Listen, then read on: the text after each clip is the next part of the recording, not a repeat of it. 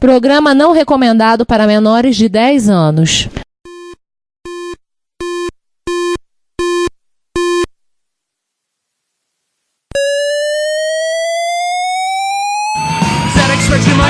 Dragon Vic and Orik-1, Commodore 64, Amsterdam and Acorn Electron, cheaper BBC Micro.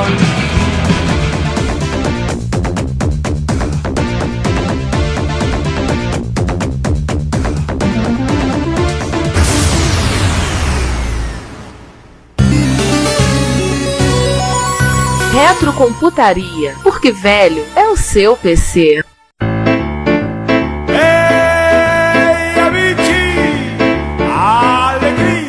Segura aí. O que foi? Vamos economizar a piada? Boa ideia. Bingo! Bingo! Bingo! É bom, né? Assim a gente já parte logo pro episódio. É, e não vai precisar esperar. E esperar? Ah, isso aí é 15h41. Bingo! Bom dia, boa tarde, boa noite. Bem-vindos a mais um episódio do Retrocomputaria, número 73. Nosso primeiro episódio de MSX-TKCP. E hoje, além de ser um episódio de MSX-TKCP, vocês vão ver depois, né, nós temos algumas surpresas. Enfim, Giovanni, Fala. a pizza da pizzaria lá chegou? A pizza não chegou, mas o entregador trouxe o nosso vilão especialmente convidado dessa vez. Ah, agora sim. Eu sabia que essa pizzaria era boa. Bom, vamos logo, né? Cadê a pizzaria? Vocês estão falando de pizza? Vi uma pizza ontem aqui que a gente encomendou. A pizza tem 70 centímetros de diâmetro. Ai, caramba! Eu tenho fotos comprovando do lado do controle remoto de um copo d'água pra comprovar, pra ter uma noção de escala do tamanho da pizza. Você tem que botar uma régua. Os caras fazem a pizza com até 4 sabores. Motos especialmente adaptadas pra transportar a pizza, né? Antes eles traziam de Fiorino. Agora o cara tá conseguindo trazer de moto. De Fiat Estrada. Agora o cara trouxe de moto mesmo. Caramba! 70 centímetros, João, calcula. Vou depois mandar uma foto pra vocês da pizza. Eu tive que subir na cadeira pra tirar uma foto. Digna tamanho. Tá bom, mas como isso aqui não é um podcast sobre pizza e pizzaria, eu acho, né, começar com o seguinte. Primeiro o João resolveu estar no meio de nós. Olha, esse negócio de subir na cadeira pra tirar foto da pizza é falta de criatividade e um perigo, né? Você pode cair da cadeira e quebrar. É mais fácil botar a pizza no chão. E cair na pizza, que é pior ainda. Se eu botasse a pizza no chão, eu acho que eu apanhava da madame. Fatality. Não, a pizza tava em cima da mesa, foi mais rápido. 70? Quantas pessoas tinham na sua casa? 5. Aí imagina, 2 ogros, 2 mulheres e uma adolescente esfomeada. Ah, vamos parar. Mas esse não é um podcast sobre pizza. Ainda não, pelo menos, não achamos. Será? Não sei, né? Vamos ver. Vamos nos apresentar e apresentar o vilão. Pizza. Vamos lá, vamos nos apresentar. Já que o João resolveu aparecer e atrapalhar consideravelmente a edição do episódio com o Ricardo.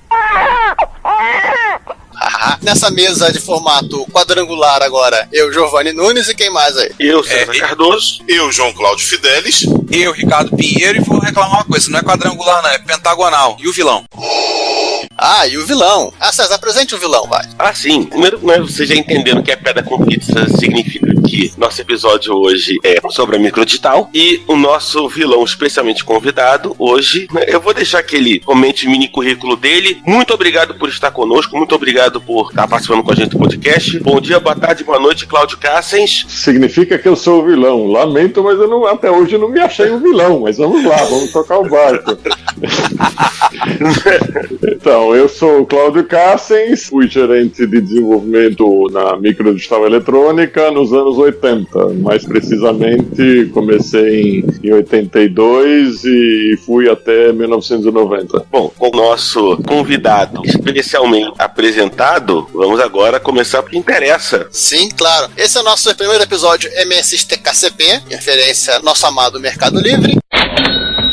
E é o episódio que nós vamos falar sobre a Microdigital Eletrônica, que foi uma empresa fundada em 81 pelos irmãos, né? Jorge e Thomas Kovári. Isso, na realidade, Jorge Kovári, Thomas Kovári, havia um terceiro sócio minoritário. Esse terceiro sócio minoritário sempre ficou na obscuridade e se mantém até hoje assim por desejo próprio. Ele era minoritário e mantém assim. Ele deve ser o quinto Beatle, né? Bom, quinto de terceiro? O quinto terceiro Beatle. De acordo que a gente pega pela internet, a gente tem sim um histórico rápido aqui. Isso tá na Wikipedia, isso tá no site do MCI, né? Museu da Computação, né? Não lembro o que é MCI. Museu da Computação e Informática. Isso, obrigado. Ele fala que é fundado em 81 pelos irmãos Jorge e Thomas. Ela começou a fabricar um computador pessoal que apenas um ano tornou-se um verdadeiro sucesso de venda no mercado brasileiro, dos micropessoais, que era o TK-82C. A Microdigital Eletrônica foi, na primeira década de 80, a maior fabricante nacional de microcomputadores, responsável nesse período por 60% do mercado doméstico. Em 85, a empresa contava com 400 funcionários, 3 unidades industriais, 2 em São Paulo e 1 em Manaus, 6 unidades de serviços técnicos e mais de 700 revendedores. Ufa! Puxa vida. Uma empresa que começou pequena. Quando eu entrei em 82, eu entrei como gerente de desenvolvimento e 6 meses depois eu era gerente, e realmente ela cresceu muito rápido para esses números que você falou, mas também no final, graças a alguns problemas políticos que conseguiram derrubar a empresa, ela também fechou de 400, caiu para praticamente zero também em muito pouco tempo. Mas, enquanto isso, vamos voltar. Vamos polemizar? Não, pode ser, se quiser polemizar, pode polemizar, não tem problema não. Mamilos são muito polêmicos. Então, é uma coisa que a gente vai ter que perguntar logo de início, só de cara, tá, Cláudio? Que é a história da pizzaria. Então, houve ou não houve uma pizzaria antes da Microdigital? Se houve a pizzaria, eu nunca ouvi falar. Até onde eu sei, um dos sócios, que era o Thomas Kovári, saiu direto da faculdade para montar a Microdigital. Portanto, se houve a pizzaria, essa pizzaria ela ficou muito bem escondida, porque dentro da empresa nunca se falou, e eu tenho amizade até hoje com principalmente o terceiro sócio, e nunca ouvi falar disso. Meu mundo caiu. Então nunca rolou pizza de graça pros funcionários?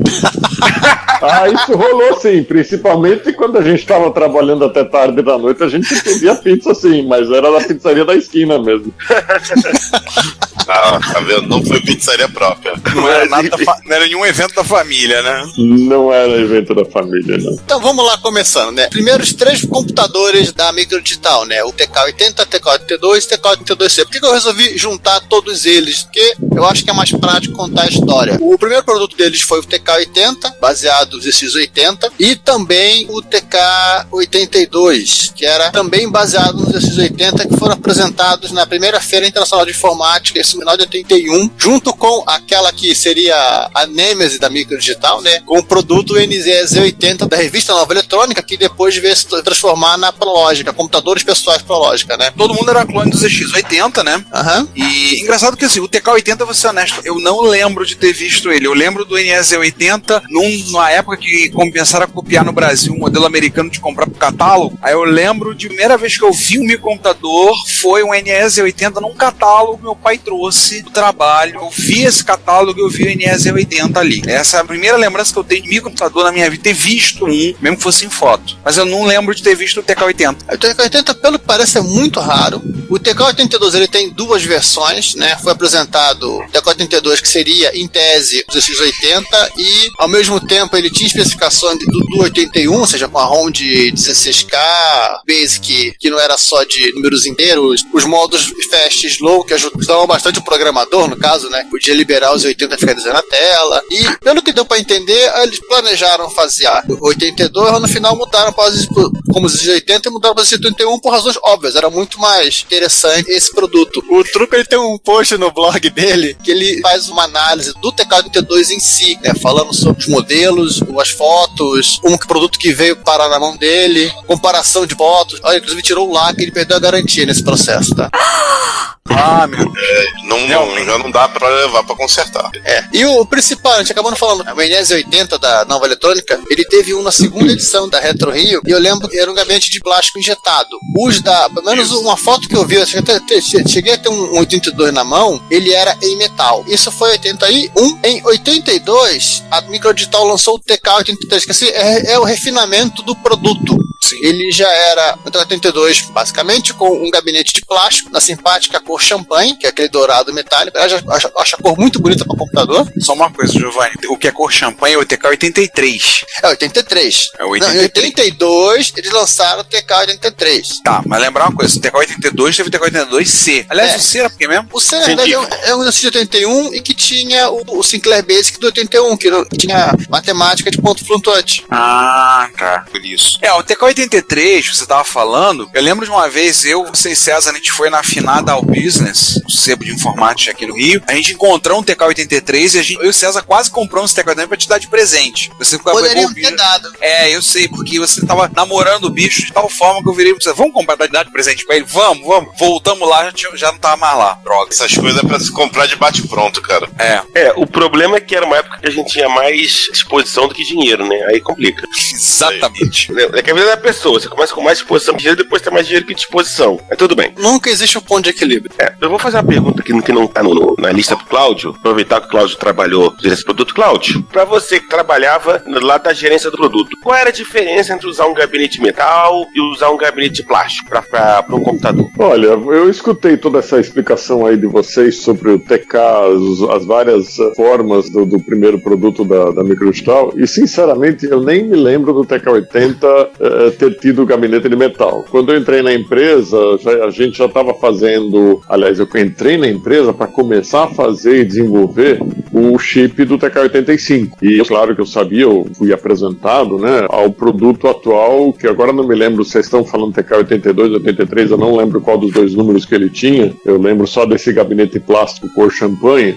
Ele tinha sido lançado naquele momento em que eu estava entrando na empresa, ainda como engenheiro de desenvolvimento, e não me lembro do produto anterior ter sido de metal ou não, porque já era um produto que não estava mais sendo produzido, não estava mais sendo comercializado, ele já estava de escanteio, vamos dizer assim. Então havia apenas esse produto de gabinete champanhe e havia, nós que eu digo, eu e esse sócio, terceiro sócio de canto, desenvolvendo... Oi? Vamos chamar de terceiro sócio. Terceiro sócio. Então esse terceiro sócio e eu estávamos trancafiados numa sala na Avenida Angélica e estudando e trabalhando exclusivamente no desenvolvimento do circuito integrado da ULA, né, como depois foi chamada, do TK-85. Desculpe, TK-90, do TK-90. A gente estava trancafiado para trabalhar nesse projeto. E estávamos trancados numa sala. Como eu tinha sido contratado como engenheiro de desenvolvimento, eu não conhecia a estrutura da empresa, eu nem estava aonde estava a produção da empresa. A ideia, eles alugaram uma sala ali na Avenida Angélica e a gente ficou totalmente isolado, a gente que eu digo, eu e esse sócio, totalmente isolado do resto da empresa, exclusivamente concentrado nisso. Então eu não tive muita vivência com esses primeiros produtos, uma vez que eles já estavam em linha de produção, eles já estavam sendo comercializados e não havia mais interesse em trabalhar com eles. Esse negócio do gabinete metálico, portanto, é uma surpresa para mim, porque eu não lembro disso, e tudo que a gente desenvolveu daí para frente sempre foi plástico injetado, com moldes, numa empresa em São Bernardo do Campo. Em que ano? Isso. Em que ano? Eu fui contratado em março de 82. Março de 82. E uma coisa que me chamou a atenção é que você falou que então o produto vigente, você entrou, o TK-83, pela data, né? Antes de lançar o outro produto, ele foi descontinuado. Então, eles descontinuaram o produto antes de lançar o outro? Não, descontinuado aquele preto, aquele que tinha aquele teclado que parecia o NZ80 lá. O 82C. Esse estava descontinuado, eles estavam só produzindo o outro.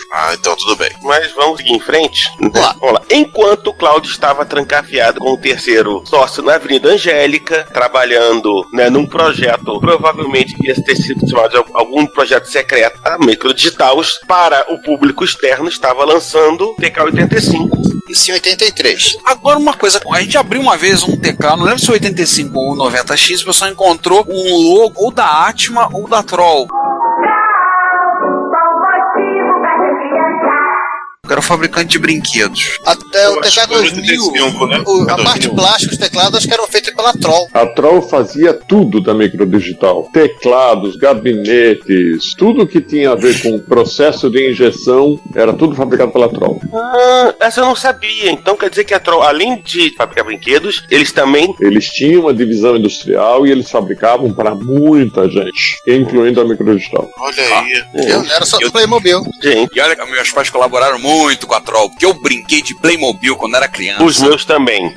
Eles tinham toda uma área, vamos dizer assim, para plásticos industriais, e eles fabricavam gabinetes para muita gente. Não só gabinetes, eles se especializaram, por exemplo, era uma coisa que era difícil na época, que era aplicar a tinta em cima daquela borracha das teclas do teclado. Então eles tiveram todo um trabalho para conseguir aplicar tinta lá, para ela não descascar. Era todo, digamos assim, um desenvolvimento próprio deles, e a Microsoft trabalhava praticamente só com eles. Praticamente não, apenas com eles. Eu não me lembro de nenhum outro fornecedor para essas coisas. Ricardo, agora a gente pode alfinetar e dizer que a Troll aprendeu a pintar plástico e a Gradiente nunca conseguiu? I quit. Pode. Porque a Troll tinha expertise nisso, né? Não, você já viu algum teclado hoje em dia de um TK-85 mesmo, usado até hoje, que descascou as teclas? Saiu? Não. Pois é. Gradiente, um abraço pra vocês que não sabem pintar plástico. Tive que restaurar. Isso era uma tecnologia da Troll, eles eram muito bons nisso. Você sabe qual é o outro teclado de outro micro que também descasca? CP300. Vamos pular um pouco de TK 82, 85, 80, 90, pula para TK 3000. As teclas do TK 3000 eram injetadas em duas cores, então as letras eram também injetadas, de tal maneira que não havia chance de descascar, porque eram injeções duplas, tecnologia Troll. Gente. E alfinetada a Troll também, pro expert. Tome Troll. E a Troll trollando a Gradiente.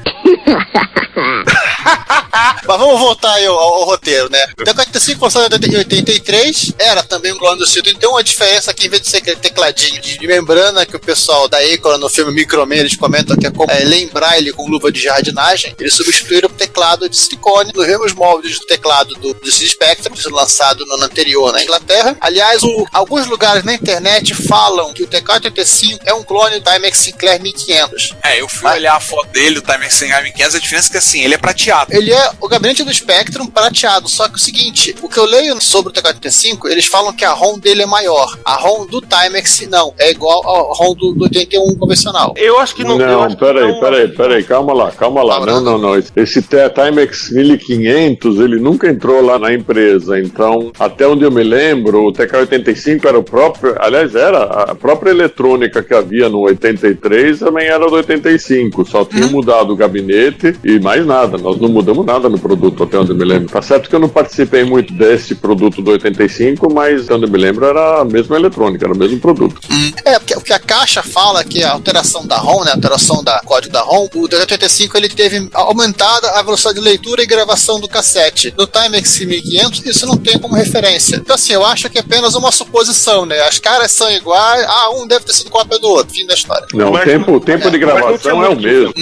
O tempo de gravação dos dois, as fitas eram as mesmas, era tudo igual, do 83 pro tudo mesmo. Então tem um monte de informação conflitando na internet com relação a isso, que eu nunca tive um TK-85. Mas assim, com relação a visual, não havia muito o que inventar, na verdade. Especialmente o Panasonic 81, que é uma máquina simples. É uma máquina que não tem muito por onde você inovar. Então, eu acho que a gente fala, isso é clone, mas aí o Cláudio vem e diz que nunca entrou. É pra gente lembrar disso também, que muitas vezes, assim, você não tinha como, e eu imagino o Cláudio deve ter passado por isso na experiência dele, engenheiro, depois gerente de produto, muitas vezes você não tem como escapar integralmente de uma decisão que não seja X ou Y, porque senão, ou teu custo de produção vai lá pra estratosfera e aí você não consegue lançar o produto que o comercial vai barrar, ou então torna-se inviável produzir com a tecnologia da época, essa série de coisas. De certa maneira, é fácil a gente falar hoje em dia, dizer, clone e tal, não é clone, é isso, é tudo parecer, mas você lembrar das condições de 83 e 84, eram coisas bem diferentes e você tinha umas limitações sim, que você tinha que tratar, como é em qualquer outro lugar hoje em dia, em uma indústria e tal, você tem que tratar com essas limitações que o teu produto, né, e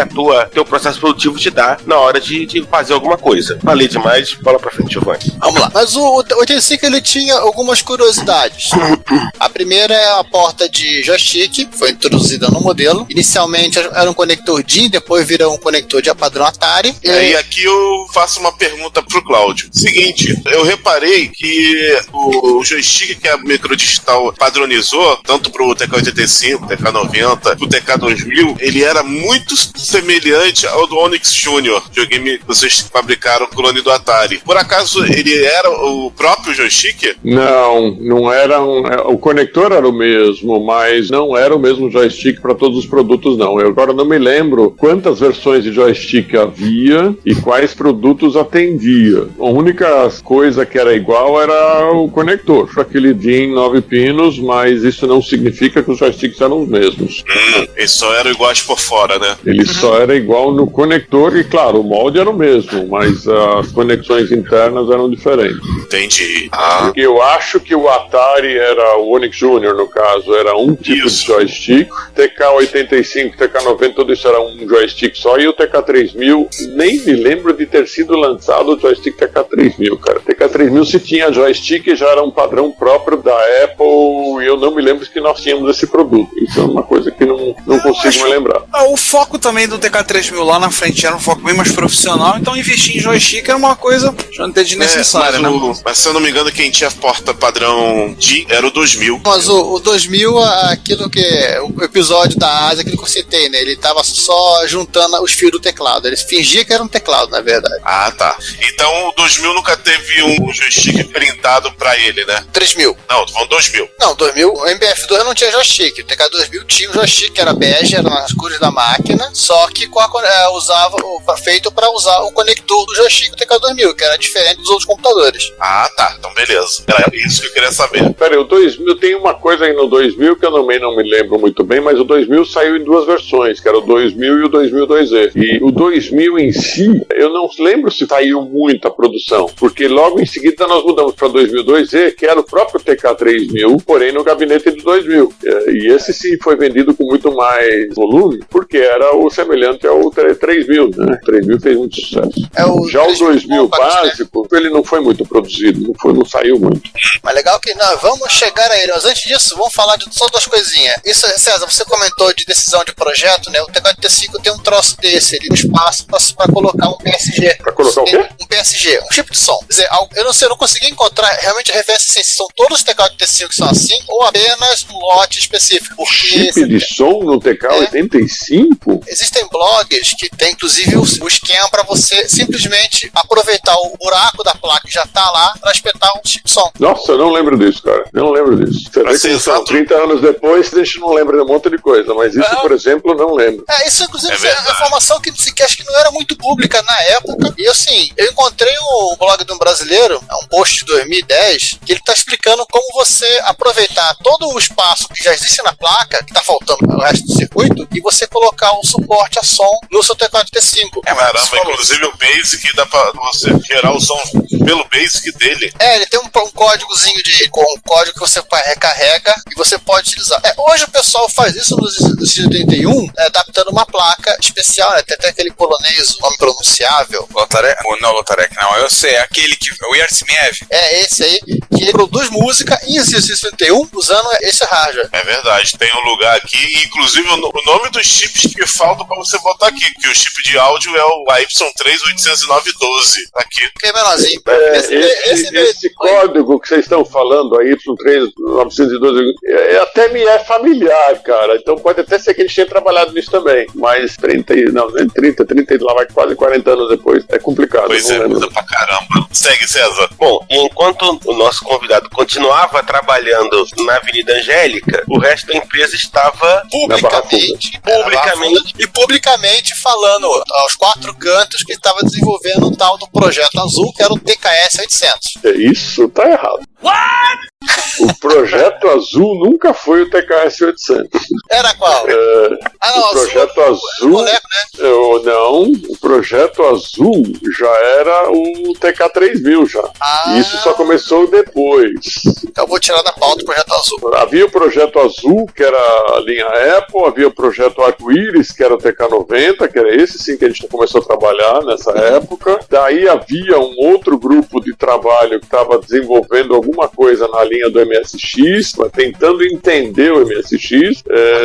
que deveria virar o TKS-800, mas eu não lembro qual era o codinome do TKS-800, porque eu não participei disso. E somente quando foi lançado o TK-90, que esse foi o próximo produto depois do 85, é que eu comecei a tomar ciência do projeto paralelo do MSX. Mas isso foi um projeto que não vingou direito. A gente trouxe dezenas de MSX do exterior para tentar avaliar qual deles seria viável e, sinceramente, tá bom, decidimos por um lá, o pessoal já estava trabalhando nesse projeto, terminaram, mas o TKS-800 não vingou. A produção do TKS-800 foi a menor de toda a linha da Microstal. O TKS-800 teve a menor produção. Mas, assim, com relação ao MSX, depois, lá na frente, vamos voltar a isso, mas vamos às informações públicas, nesse momento, porque saiu em revistas da época, sobre o TKS-800, né? Clone de TS-80 Color. Publicamente, sempre lembrando, porque nesse momento estamos publicamente olhando informações públicas. Era um clone de TRS Color, que você olhava nas revistas ali em torno de 84, a Microdigital dizia publicamente que estava em protótipo, que ia lançar, não sei o que, acho que chegou a apresentar um protótipo em alguma dessas feiras de informática. Eu acho que a gente pode dizer aí, com um certo grau de certeza, que o objetivo do TKS-800 foi distrair a Prológica, espizinhar com a Prológica, porque a Prológica estava também desenvolvendo o CP400. Foi bem sucedido, tanto é que a gente volta a citação do Renato De Giovanni, né, no episódio 3. Renato De Giovanni, que trabalhou, Prológica, dizia que, abre aspas, nós tínhamos a rede de lojas, revistas e eles tinham a pizzaria, fecha aspas. Foi daí que surgiu esse lance.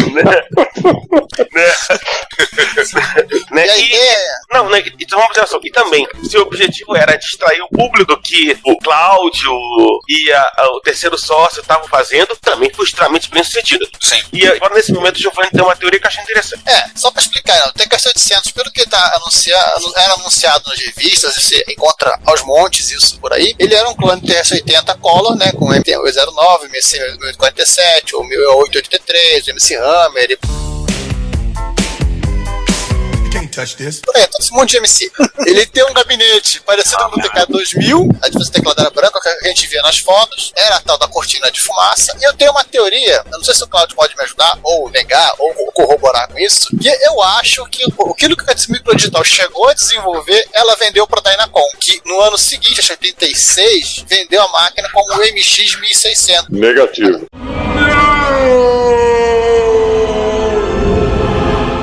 Não, nada a ver. Não, porque a gente nem trabalhou com o TRS-80. O TRS-80 Color, ele estava lá encostado, inclusive na minha sala, pra gente avaliar, mas a gente nunca trabalhou nesse produto. Ele nunca foi considerado sério dentro da empresa como sendo um produto que a gente pudesse talvez produzir, talvez copiar, produzir e vender. Esquece, esse produto, desde o começo a gente achou que ele não iria vingar. Então, não, nós não fizemos nenhum produto, nós não desenvolvemos nada em cima dele, e também, já que não desenvolveu, também não tinha como vender, não desenvolveu nada.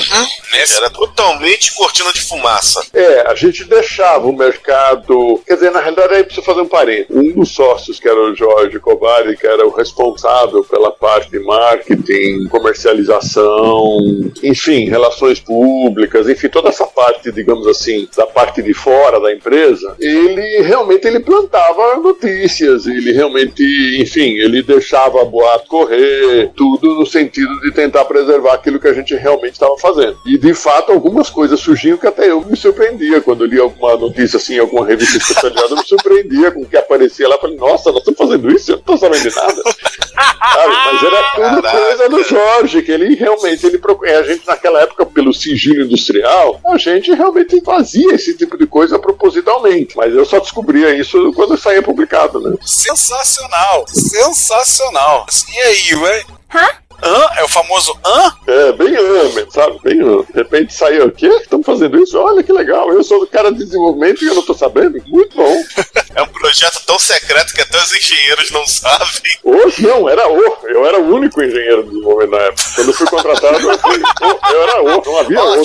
Tinha um outro, você não estava sabendo, ele cuidava dos secretos. Não, olha, a empresa na área toda de desenvolvimento tinha 3 pessoas, era esse sócio minoritário, era eu na área de eletrônica e havia um outro cara que cuidava da parte de gabinetes, de mecânica, de teclado, e até a parte de manuais e tudo mais. Então éramos 3 pessoas. Essa era a equipe. Ou seja, não tinha como você não sabia.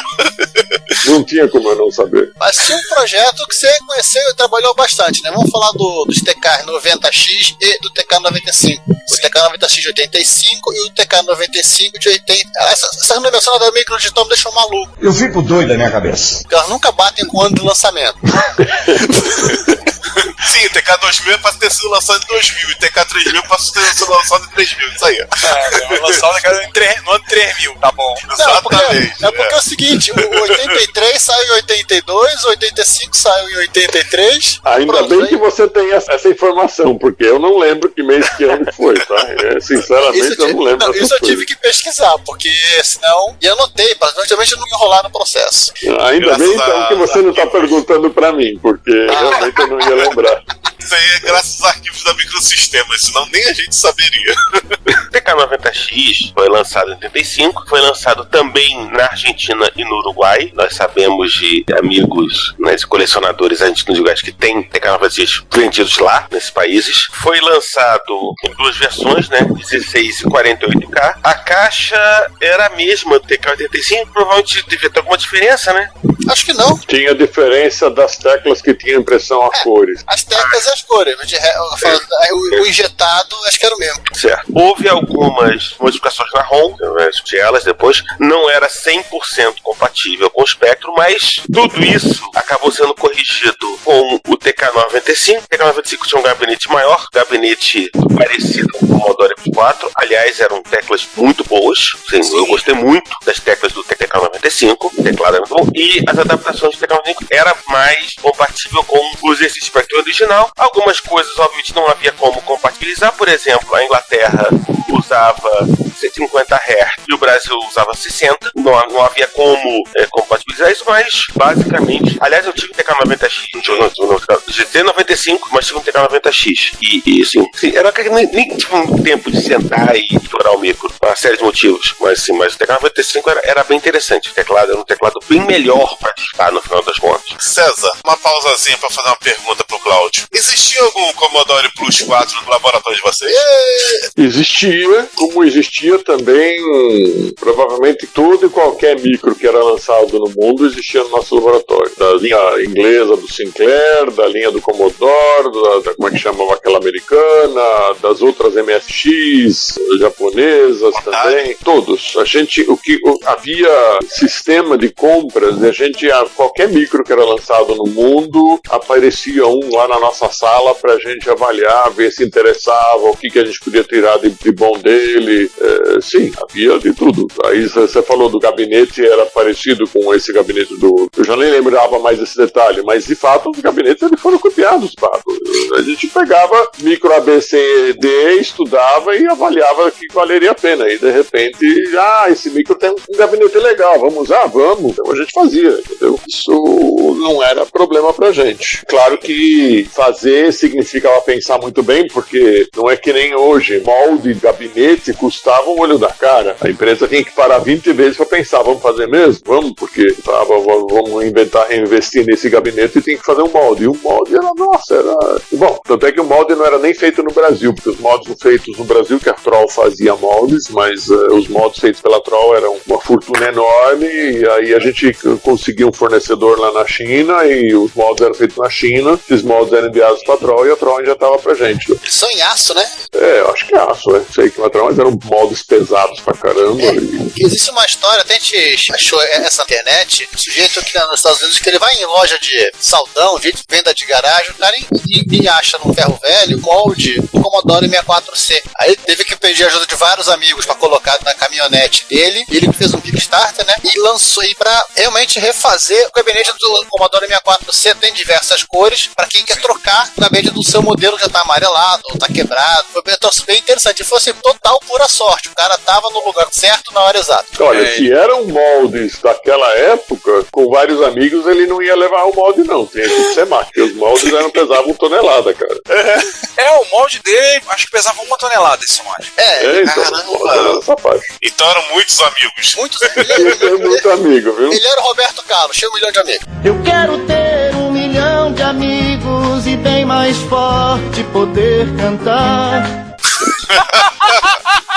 O César falou, isso eu devo até botar no show, o César falou do lance de 50 e 60 Hz na Inglaterra e Brasil. O Eduardo Lucas, ele tem um hack no blog dele que ele explica como colocar o TK90X e o TK95 rodando em 50 Hz. Deixa eu fazer então um parênteses e contar um pouco sobre o desenvolvimento da ULA, porque a ULA foi um lance genial do Sir Steve Sinclair, que criou a ULA lá para o produto dele, e na época era uma coisa extremamente avançada. E nós queríamos, de alguma maneira, ter um produto similar. Eu diria que trabalhamos meses em cima disso para tentar entender como é que funciona. Veja, você tem que pensar que naquela época o equipamento de análise de dados era algo inviável para a gente. Então, a única coisa que a gente tinha era um osciloscópio de 2 canais. E com o osciloscópio de 2 canais, nós tínhamos que entender como é que funcionava aquele negócio. Então, houve um trabalho muito grande de tentar entender isso. Desbarrávamos em vários problemas, até que finalmente a coisa só saiu quando de repente esse sócio que eu te falei, que é o terceiro sócio, ele teve uma ideia genial, e essa ideia genial é que foi assim o ponto de partida, e a partir dessa ideia genial de como poderia estar funcionando a parte técnica da ULA no que diz respeito ao gerenciamento de tempo, porque veja bem, a ULA ela era ao mesmo tempo chip de vídeo, ou seja, ela gerenciava o vídeo, e ao mesmo tempo ela era uma controladora de memória, quer dizer, ela controlava a memória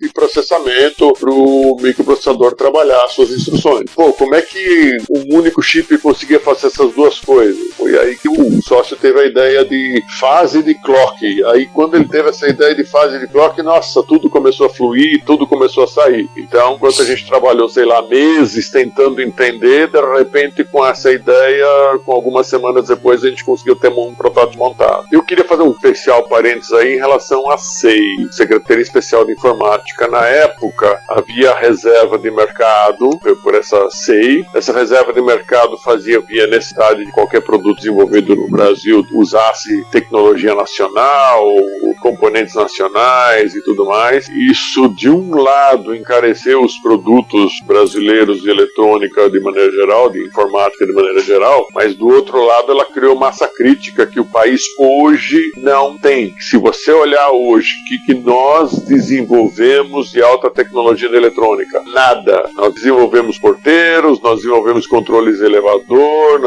mas na área de informática, celular, etc., nós não desenvolvemos nada. E graças à CEI da época, havia muitas empresas contratando profissionais de porte, gabaritados. A gente chegou a ter engenheiros do ITA dentro da Microdigital, vários engenheiros do ITA dentro da Microdigital. A gente desenvolvia coisa de informática. Ah, mas a que custo? É o que sempre todo mundo pergunta. A que custo? De fato, no começo dos anos 80, era um custo proibitivo, mas a própria concorrência entre as diversas empresas fazia com que esse custo proibitivo começasse a cair. E seria o caminho para ter um país com produtos desenvolvidos no próprio país, mas que lá para frente um cara chamado Fernando Collor decidiu suprimir, e toda essa massa crítica foi pro lixo. Inclusive foi a época que quebraram todas as empresas. Portanto, havia um desenvolvimento muito grande. Nós começamos com esse núcleo que eu conversei de 3 pessoas no começo, mas a empresa se desenvolveu e criou todo um corpo de desenvolvimento graças a essa proteção da SEI. Essa proteção da SEI, ela não estava ali simplesmente para aumentar o custo, como muita gente fala. Ela estava fazendo exatamente a mesma coisa que o Japão fez naquela mesma época, que Taiwan fez nos anos seguintes, que a Coreia fez nos anos seguintes, e todos eles se desenvolveram, todos eles hoje são tigres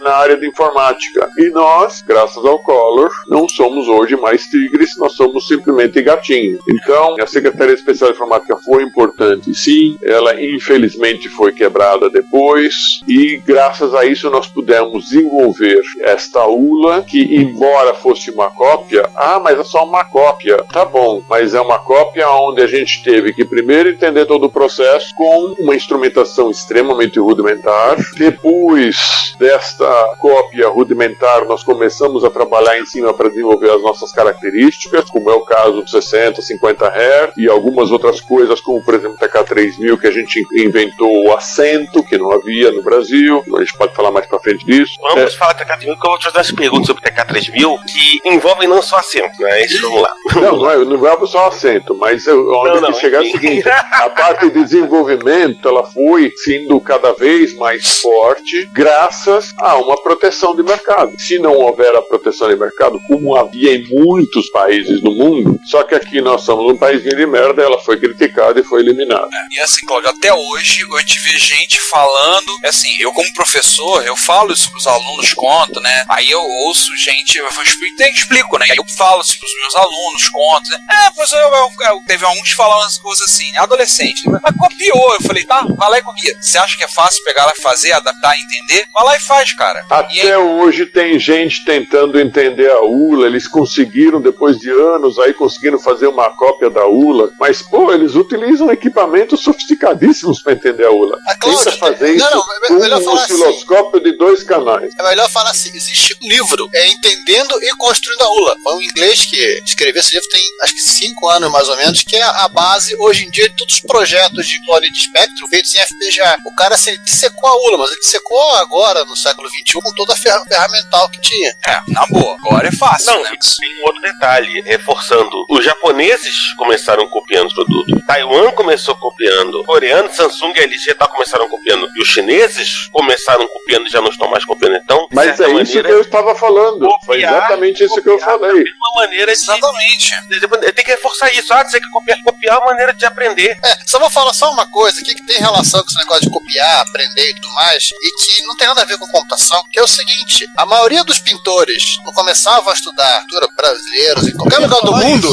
O cara fazia o quê? O cara ia para um museu, olhava um quadro, isso agora é proibido, sentava na frente e começava a copiar um quadro. Era assim que eles desenvolviam a técnica de pintura, de desenho, de entender, de proporção. Pois é, o pessoal fala como se fosse um crime inafiançável, e a gente ouve, inclusive, gente do nosso círculo falando, como eu ouço, tem algumas pessoas que descem além e reclamam na reserva de mercado que a gente estava atrasado, a gente ficou muito atrasado, mas eu fico atrasado. Cara, mas a reserva de mercado permitiu que o Brasil, na época, desenvolvesse capacidade de criar as coisas. Mas atrasado. Aí a mentalidade de alguns que serem apenas meros consumidores, que querem apenas consumir o produto, e outros que querem ver desenvolvimento, querem participar e querem ver isso crescer e ser desenvolvido e ter capacidade de desenvolvimento próprio. Eu cansei de ouvir gente, inclusive, dos nossos ciclos retrocomputacionais que a gente conhece, que fala isso e fica refazendo mimimi da reserva de mercado. A gente estava atrasado, a gente perdeu muita coisa. A gente não tinha essas máquinas no Brasil. Absurdo, mimimi, sabe? Olha, eu só coloco um argumento para essas pessoas. Claro que nós estamos falando agora um pouco mais para frente, nós falamos do TK3000, mas eu coloco um argumento no TK3000 da seguinte maneira: tá bom, o mundo inteiro tinha computadores, já tinha PC, já tinha não sei o que, blá blá blá blá blá blá blá blá blá. E como é que trabalhavam os advogados no Brasil? Todos com máquina de escrever. Por quê? Você já viu alguma petição escrito petical? Exatamente. Então, o primeiro advogado no Brasil que descobriu que tinha um computador que dava para escrever petição, pronto, espalhou para os outros, nós começamos a vender para advogados até dizer chega. As grandes empresas multinacionais como IBM e com não sei o que já tinham PC, nenhuma delas conseguia escrever petição. Todas elas escreviam petical. Mas vamos voltar ao TK3000. Eu tenho uma pergunta aqui que eu tô me segurando para não fazer agora, mas vamos voltar. Pelo menos fingir que a gente tá seguindo a pauta, né? Mais ou menos seguindo a pauta. Quando saiu o TK90X/TK95, foram anunciados diversos periféricos, mas no final das contas, terceiras empresas começaram a fazer isso. Voltando à questão do desenvolvimento, tá? Falando, de repente, uma pequena empresa podia fazer um periférico que de repente a Microdigital não interessava ou ia demorar muito para fazer, cara ia lá, fazia. Foi o caso, empresas como a Kaiser, a CPI, a Synchron, a Arcadia, que desenvolveram clones de drive, pode Compact Disk, compatível e clones da Multiface 1. Sim. Que o pessoal do Spectrum conhece. Isso foi a mesma coisa que aconteceu concomitantemente com o MSX, né? Sharp e Gradiente prometeram um monte de coisa, não fizeram, e outras empresas de menor porte foram lançando kit drive, kit de expansão, interface de modem. Empresas menores, com menos, e muitas vezes bem menos, eu não diria burocracia, mas eu diria níveis hierárquicos, e muitas vezes o cara metia a mão na massa ali e fazia. Eu acho que aí não é uma questão de nível hierárquico ou menos burocracia. Nós éramos uma empresa que, digamos assim, era muito, nós e as outras empresas grandes como o Prologic, nós éramos muito vigiados pela SEI. Portanto, qualquer coisa que a gente fazia, a gente tinha que submeter, a gente tinha que ir em Brasília, tinha que explicar para eles o projeto, tinha que explicar tudo para eles. Uma empresa pequenininha aqui de São Paulo, que queria fazer uma simples interface, ela passava por cima de tudo isso e lançava a interface. Quando a SEI descobria, ela ia lá, pumba, eles já tinham parado de fabricar, já tinham, sabe? Então, havia muitas empresas que, como eu vou chamar de clandestinas, que se aproveitavam do fato de não serem conhecidas pela SEI, conseguiam produzir rapidamente alguma coisa, enquanto que nós ainda estávamos presos ao processo da aprovação pela SEI de alguma coisa. Então, a SEI, apesar de que a gente sempre apoiou, a gente tinha esse problema também, que era o lado negativo da SEI, que era o tempo em que a SEI trabalhava. Essas empresas pequenas passavam longe do radar da SEI, né? Exatamente, é isso que eu tô falando. A Microdigital, o tamanho que tinha, 60% do mercado, aquele negócio. Alguém espirrava na Microdigital, alguém na SEI gritava saúde, né? Mas era bem assim mesmo. Por isso que a gente estava muito preso a eles, né? A gente tem que obter toda a aprovação sempre. Não vou dizer que a gente nunca enganou a SEI, a gente também já enganou a SEI várias vezes, mas... Não se preocupe. Apesar de tentar enganar eles, a gente tinha que passar por eles. Quem nunca, né? Quem nunca, né? Tem aquela história da empresa que fazia videogame em Manaus, que chegava em São Paulo e virava computador, né? Giovanni, vamos falar de micro hobby, porque depois eu vou chegar. Vamos falar rapidinho de papel e de software, rapidinho. Eu tô pegando, inclusive, do episódio 53 agora. Esse episódio é incrivelmente cíclico, tá? Eu tô fazendo referência a vários outros, tá? Giovanni, oi. Só lembrando, 53 é o nosso episódio de homenagem ao professor Pierluiz Biasi. Inicialmente, a Microdigital lançou uma revista chamada Usuários do TK, mas a edição seguinte já foi chamada de Micro Hobby. Ela foi lançada em março de 83, número 0, número seguinte, e durou até julho de 86, número 33. Quando passou a adotar o nome Micro Hobby, era impressa pela Microdigital, que também foi um padrão de várias empresas, não só no Brasil, que faziam computador, de ter sua parte editorial, sua revista para lançar, divulgar, né, informações para o usuário. Pegando um exemplo até mais recente, a revista do Linux, que a Conectiva fez no final dos anos 90 e anos 2000, era a Conectiva que fazia a revista, e hoje em dia, inclusive, o Rafael Riggs trabalha na área jornalista e começou na revista do Linux.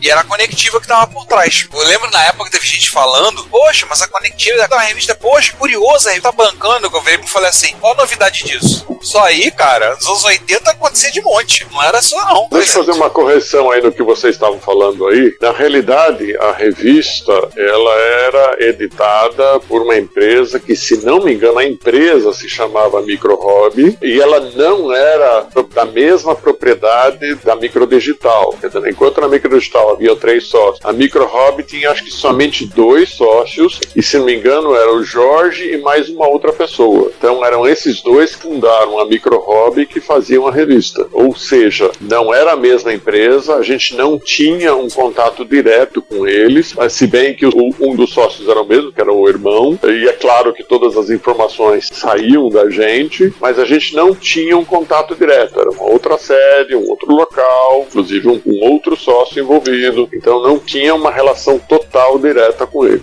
Não era impressa pela Microdigital, era uma empresa à parte. Era uma empresa à parte, exatamente. E até aqui também, né, que não confundir com uma revista homônima chamada Micro Hobby, também, espanhola, também era de Sinclair, e que era posterior, ela é de novembro de 84, e ela foi impressa até janeiro de 92. Então, assim, dessa vez não foram os brasileiros que copiaram. Eu acho que os espanhóis copiaram o nome. Mas enfim. Isso não posso te dizer. Mas, e aí a partir da própria Micro Hobby que surge, a editora Micromega começa a editar livros, né? Micromega, não era Micro Hobby, Micromega, é isso aí. Micromega, desculpe. Tá vendo? É enferrujado, tá vendo? É Micromega. Tudo bem. É tudo mico. Olha, Cláudio, de novo, se eu não tivesse feito um estudo, tivesse com pelo menos meia dúzia de águas para mim abertas em vários outros lugares, nesse momento eu também ia me perguntando, não tem problema, né? Felizmente, hoje, o computador tá aí para ajudar a nos lembrar. Mas, a Micromega editou diversos livros envolvendo... Só uma coisa, tinha umas curiosidades, até questão de anúncios nela, né? Propaganda que da TK Printer. Isso é o número 0. Número 0, né? O anúncio do TK-85, que era bem diferente do que o anúncio que chegou, né? Isso também é provavelmente pelo número 0. E a propaganda da Microsoft. Não aquela de Redmond. Não é aquela do Bill Gates, não. Não, é Microsoft de Tubinambá, é isso aí. Só lembrar também que o editor das primeiras edições foi o Pierluigi Piazzi, depois ele, em volta de 84, ele saiu. Inclusive, justamente quando ele foi trabalhar com a Gradiente, na documentação do Expert, então faz sentido ele ter se desligado dessa atividade. Não me lembro desse cara. A Aleph, que era a editora dele na época, chegou a publicar livros de TK. Parece que ele tem 2 livros que eles saíram originalmente pela Micromega, que quando a Aleph surgiu, ele trouxe junto. Acho que ia ser direito autoral dele, então ele levou junto. O Basic TK dele, tem o do Flávio Rossini, lá de Mac TK. Flávio Rossini escrevia com ele. Aí eu tenho alguns livros, né, que são pela Micromega, concurso de jogos em Basic TK, no caso era pra assistir 31, Basic TK, volume 1, TK 82, 385, Elementar, duplo e uma coisa que ficou padrão na Aleph, o MSI, né, a coleção de programas. Foi a coleção de programa volume 1 aqui. Isso, depois tem a coleção de programas de MSI de volumes 1 e 2. Aí, linguagem de máquina para o TK, 82, 385, volume para assistir também. O Flávio Rossini, se eu me lembro bem, ele trabalhou no linguagem de máquina para MSX. Se vocês me derem 1 minutinho, eu pego o meu e verifico isso aqui e confirmo pra vocês. Isso aí, ele vai no Google da estante dele agora. Né? Enquanto o Ricardo vai no Google da estante, acho que o Google da estante dele tá mais próximo do meu Google da estante. Confirmado. O Flávio Rossini trabalhou no linguagem de máquina para MSX. Acabei de olhar o meu na estante. A tua tá 1 metro, a minha tá 2,5 metros, então é mais longe. E voltando, só pra te fechar essa parte editorial, né, a Microsoft da Microdigital era o braço da empresa que vendia software em fita cassete. Originalmente do 31, depois para TK2000, TK3000 e também a versão Spectrum. O TK90X. Agora vamos dar um repeteco do episódio passado? Falar de TK2000 e TK2002. Lembrar que no episódio passado a gente falou do MPF1 e do MPF2 da Multitech, que hoje em dia vocês conhecem como Acer. O MPF1 era uma máquina feita de aprendizado, fabricado por eles durante 12 anos, de 81 a 93. O projeto foi vendido a uma empresa inglesa e ele até hoje é fabricado. Sim, no ano da graça de 2017 você pode comprar um MPF novo. Olha, isso é novidade pra mim. Sim. É um micrinho de aprendizado, simplinho, tudo lá, mas você consegue comprar um hoje. Aliás, falou no episódio passado, né? Mas é o seguinte, deixa eu voltar. Eu vou recolocar o link no nosso papo, que inclusive pode comprar da Inglaterra. Tá saindo a 200 e tantas libras, deixa eu lembrar aqui. Era 200 e pouco ou 300 libras, eu não lembro o preço exato. Mas Vamos assim, lá. enquanto você vai catando, o papo mesmo é o MPF2, Microprocessor 2, 225 que era libras. 225. O papo era o irmão dele, o MPF2, o Microprocessor 2, que era uma versão simplificada do Apple II Plus, do mesmo tamanho do MPF1, com suporte alfabeto chinês, e ele foi a base para fazer o TK2000. E aliás, isso é um baita trabalho de engenharia, fazer e transformar, pegar aquela máquina, tirar todo o suporte chinês, colocar suporte português e fazer a máquina, baita trabalho de engenharia bacana. Só quero fazer um comentário aí, que vocês estão partindo para esse micro, mas essa não foi a sequência histórica do desenvolvimento dentro da empresa, tá? Não. Isso aí é o TK 2084 que peguei a separação que tem no próprio tópico da Wikipedia da Microdigital. Que ele separa os TKzinhos dos Apples. Tá, porque em termos de linha histórica, nós começamos a desenvolver primeiro o Apple para depois desenvolver esse, tá? Porque na realidade nós partimos para a linha Apple, primeiro nós partimos para o Apple II Plus, só que o Apple II Plus começou a ter tanta gente clonando aqui no Brasil e a gente chegou à conclusão que não valeria a pena. Já que olhava a árvore, era capaz de cair um fabricante de Apple II Plus, né? Ai! Pois é, então a gente acabou deixando de lado, perdemos um tempo, deixamos de lado ele, trabalhamos então na linha MSX também, em paralelo, que também foi meio que abandonado também, só daí nós partimos pro Apple IIZ, aí estavam lançando o Apple IIZ lá fora, nós, putz, esse todo mundo tem 2 Plus, nós vamos ter 2Z. Aí nós começamos a trabalhar pra valer no 2Z, eu acho que na linha do tempo, inclusive, nós lançamos o TK3000 antes do TK2000, porque aí era pra ser um micro muito caro, e aí nós falamos, temos que ter uma opção mais barata, e foi aí que nós trabalhamos para lançar o 2000. Eu agora não tenho muita certeza disso. Não, o TK2000 é de 84 e o TK3000... Não, 2000 não é de 84. O TK3002 esse eu lembro muito bem. Você pode estar confundindo com o TK3000 Compact, que usa o mesmo gabinete dele, que é o TK3000 num gabinete menor. O TK3000 é de 86, porque está muito fresco na minha memória até hoje, de certa maneira. Ele saiu, eu lembro de começar a ver o comercial dele na Microsistemas do TK3000, na época comprei meu MSX. Eu lembro de começar a ver o anúncio. Eu lembro disso também. Eu comprei a capa e tinha os... Mas olha, com certeza não foi 84. Isso foi mais pra frente. Com certeza acertou. Se alguém fala 84 que lançou, a gente pode até ter mostrado um gabinete, sei lá, em foto, porque a gente já estava trabalhando no molde e tal, mas não, 84 não havia esse produto. Isso foi tudo lançado pra frente. Vamos voltar ao 2000 rapidamente, já que a gente, sim, as coisas mais interessantes estão chegando. Ô, Giovanni. Oi. Termina aí o 2000. Tá, então vamos lá. Vou lá pegar mais água, que a minha acabou. Tá bom, então. Só pra fechar, 2000, ele basicamente ele é um MPF-2, ele era um clone simplificado do Apple II Plus, era uma máquina, digamos assim, simples, pequenininha. Na microdigital ele ganhou aquela roupagem do gabinete baseado no Atari 1200XL, teclado de verdade, não aquele tecladinho de chiclete. Ele teve duas versões, TK2000 e TK2002, que basicamente são a mesma máquina. Tem uma pequena revisão de placa, pelo que a gente já fuçou e desfuçou, o pessoal desmontando os seus. O TK2012 ele tinha duas versões, uma com 64K e outra com 128K de RAM, que era uma Saturn 128, que é uma expansão de RAM de Apple II Plus, que foi internalizada na máquina. E a microdigital chegou a lançar a interface de drive para ele. Era um cartuchinho que você espetava no slot lateral, lado esquerdo da máquina, e você podia rodar, eu acho que era o próprio Apple II, ou algo parecido. Ah, então chegou a ter, eu não lembrava de ter visto a interface de drive. Interface. Quando eu trabalhei na Knight Software, lá tinha uma interface drive de TK3000 e TK2000, mas não tinha o TK2000 mais. Nossa, eu lembro de ver, mas não lembro de ter visto o drive dele, não. Hoje em dia tem gente fazendo gambiarra, tem gente fazendo esquema, eles clonaram a interface drive e teve gente... Melhor, hoje tem uma placa que você compatibiliza o slot TK2000 com o slot do Apple II. Oh, yeah. Pronto, resolveu o problema. Vamos falar do TK3000, que ele é muito mais interessante do que o 2000. Com certeza. O TK3000 tem uma coisa que eu acho muito legal, assim, o foco, como falou o Cláudio, questão do foco mais profissional, né? Você via a quarta capa da Microsistemas, a propaganda era um sujeito trabalhando com disquete espalhado na mesa, uma caneca de café e fazendo gráficos, tudo. Então não era o foco robista, era uma máquina profissional, como eu disse, a questão dos assentos, poxa, fazia os advogados todos correrem nessa direção, por exemplo, e outros profissionais liberais, faziam correr todos na direção do TK3000. E era um Apple IIe, foi o único clone de Apple IIe que teve no Brasil, até onde eu me lembro. O resto tudo era clone de Apple II Plus.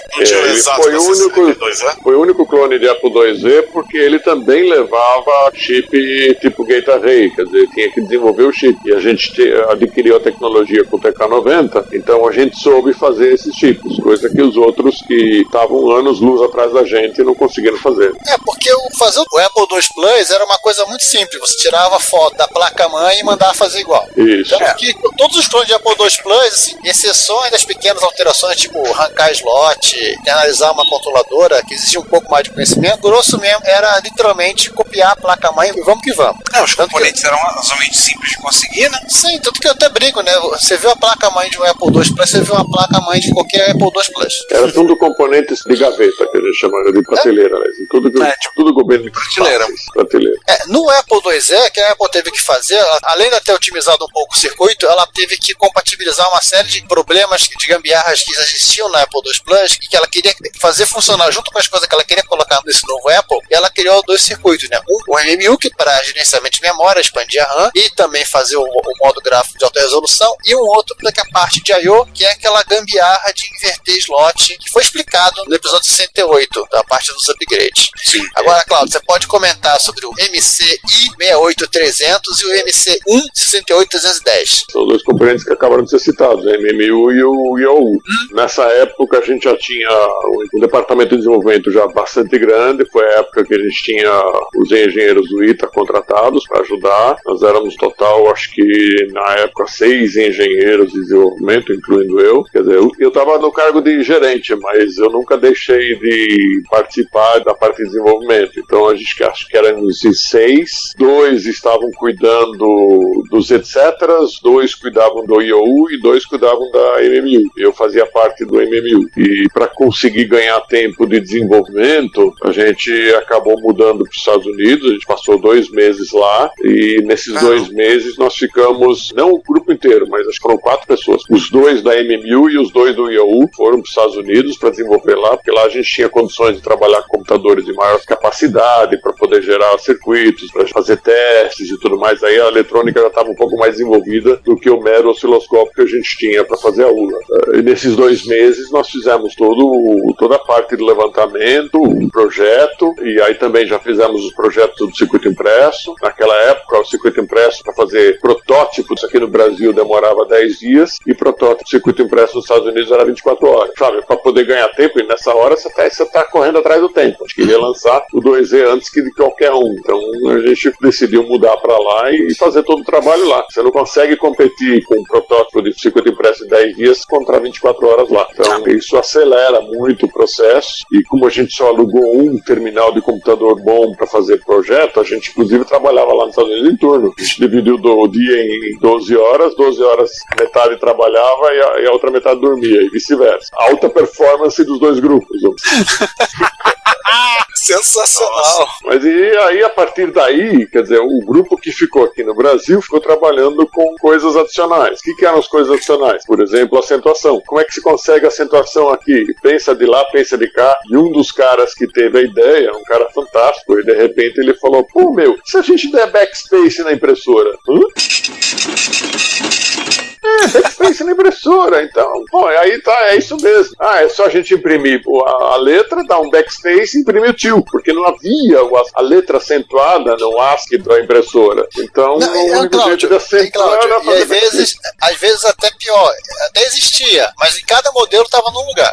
Tinha mais esse problema, porque havia vários padrões, exatamente. Então, a ideia foi simplesmente fazer o backspace. Então, como é que a gente consegue fazer backspace? É muito simples, a gente enfia um Z80 no controlador do teclado, enfia um Z80 no controlador da impressora, e cada um dos 2 Z80 se conversa um com o outro, e cada vez que tem uma letra acentuada na tela, ele transfere para a impressora usando o backspace. E isso funcionou, quer dizer, então a gente tinha 2 Z80 a mais, e foi desenvolvimento do pessoal que ficou aqui no Brasil. E resolveu um problema que, na época, digamos assim, ninguém havia resolvido. Havia resolvido. Por isso que eu estou dizendo, quer dizer, esse pessoal que critica a SEI, se eles vissem esse tipo de coisa, esse tipo de engenhosidade que havia na época, sabe, da gente começar a fazer, como tu disse, petição ao invés de petical, sabe, e no mundo inteiro ninguém acentuava, nem na França, que também tem acentos, ninguém acentuava, o mundo inteiro vivia sem acentos, todo mundo aceitava viver sem acentos. De repente aparecem os brasileiros colocando acento nas letras.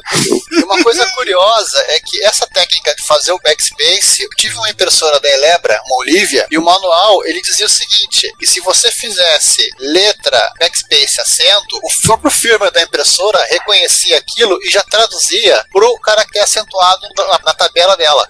Sim. À medida que nós fizemos isso, os fabricantes de impressora começaram a ir atrás e começaram a fazer esse tipo de coisa. Mas no começo não havia isso no firmware. Nós é que começamos com backspace. E aí, como a Elebra era, entre aspas, assim, estava sempre muito de olho na Microdigital, o que a Microdigital fazia, porque ela era uma fornecedora importante de micros, na hora que a Elebra viu que começou a surgir o backspace no mercado, eles começaram a mudar o firmware para fazer isso. O famoso, era só fazer isso? Era só fazer isso. Era só fazer isso. Agora, uma perguntinha, Cláudio. Essa solução foi genial, mas eu reparei que ela acarretou em botar um componente que eu acredito que na época devia ser caro, o Z80. Isso não onerou muito o preço do micro? Olha, por que nós optamos pelo Z80? Porque, veja, o processador do próprio Apple era o 6502. Mas o Z80 era um que caiu na popularidade do mundo, não do Brasil, do mundo. O Z80 começou a ter um preço extremamente barato. E perto de preço, por exemplo, de EPROM, o Z80 era mais barato que a EPROM, por exemplo, a 2764. Nossa. Então, não, na realidade o que onerou o preço não foi o Z80, é que o Z80 trabalha com a EPROM, e a EPROM era mais cara que o Z80. Vou falar agora, quando você fala em custo e preço, sai um pouco da parte técnica. 85, 86 entram Gradiente e Sharp / Maquiline no mercado de computadores. Empresas muito grandes, empresas que tinham uma atuação muito forte na eletrônica de consumo, uma empresa que tinha capacidade de colocar os produtos dela em novela da Globo e etc e tal. Qual foi o impacto disso no trabalho de vocês, especialmente com o TK3000, que era o carro-chefe da Microdigital quando saiu? Tipo, houve alguma coisa, se alguma coisa, ou na verdade esse acabou vindo depois? Você disse que a Gradiente, quem mais entrou forte? A Sharp.